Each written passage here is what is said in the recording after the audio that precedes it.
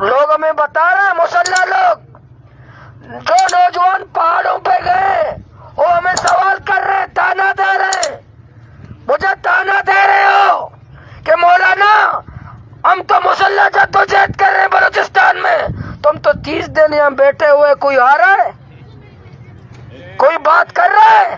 تم جمہوریت کرتے ہو، آئین کرتے ہو، قانون کرتے ہو، وہ مجھے دعوت دے رہے مولانا جمہوریت کا کوئی فائدہ نہیں، آ جاؤ ہمارے ساتھ اسلحہ اٹھاؤ۔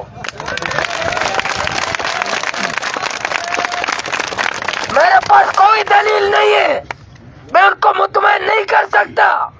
ان کو بتاؤ کہ نہیں جی جمہوریت میں بہت فائدے، فائدہ جمہوریت کا مجھے کہاں ہے؟ جمہوریت تو فائدہ ان بے شرموں، بے حیا، نائل، نالائق، چور، ڈاکو حکمرانوں کا فائدہ ہے جمہوریت میں۔ میرا کیا فائدہ ہے جمہوریت میں؟ ان کے جمہوریت تو ان کو مبارک ہو جن کے کتے بھی دودھ پیتے ہیں، مجھے کیا فائدہ ہے جمہوریت میں؟ پاکستان میرا کہاں ہے؟ کہ ملک کو نہیں کہو، میں ملک کو نہیں کہہ رہا، لیکن 30 دنوں سے میں یہاں بیٹھا ہوا ہوں، 30 دنوں سے کہاں ہے ریاست، کہاں اقتدار والے؟